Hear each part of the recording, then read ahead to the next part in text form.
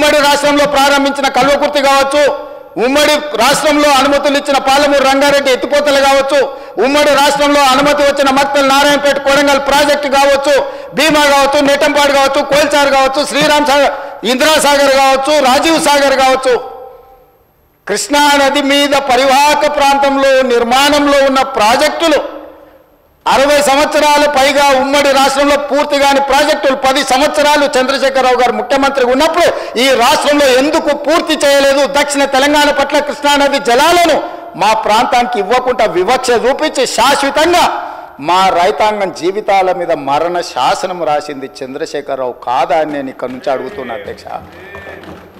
ఇవాళ ప్రతిపక్ష నాయకుడు వచ్చి ఇక్కడ కూర్చుంటుంటే నేను అడిగేదానికి సమాధానం చెప్పాల్సి వస్తుందని ఈరోజు వారు ముఖం చాటేసిండ్రు అధ్యక్ష. అధ్యక్ష ఇప్పుడే లెక్కలు ఇచ్చిండ్రు అధ్యక్ష. చంద్రశేఖరరావు గారు ప్రతిపక్ష నాయకుడు అధ్యక్ష. ప్రతిపక్ష నాయకుడుగా ఇప్పటివరకు వారి శాసనసభకు వచ్చింది 2 సార్లు అధ్యక్ష. వారికి పోయిన డిసెంబర్ 23 నుంచి ఇప్పటి వరకు వారికి ఇచ్చిన జీతం అధ్యక్ష 57,84,124 రూపాయలు అధ్యక్ష.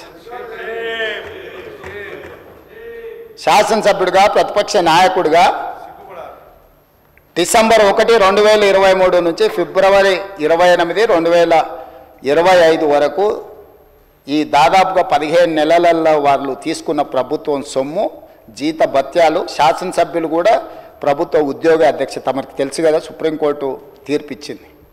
వారు 57,84,124 రూపాయలు జీత భత్యాలు తీసుకున్నారు అధ్యక్ష. 2 సార్లు ఇక్కడికి వచ్చింది, ఇప్పటి వరకు ఎక్కడికి వెళ్ళలేదు అధ్యక్ష.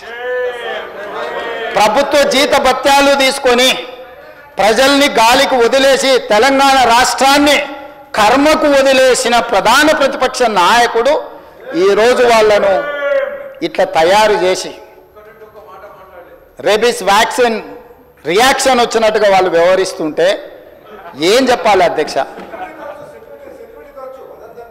ఇక సెక్యూరిటీలు ఇవన్నీ ఇంకా మళ్ళీ అది సపరేట్గా నేను చెప్పదలుచుకున్న వాటి జోలికి వెళ్ళదలుచుకోలేదు. సరే, కుటుంబ సభ్యుల వల్ల ఆయన ప్రాణ ప్రమాదం ఉంది కాబట్టి ఆయన సెక్యూరిటీ పెట్టుకున్నాడు.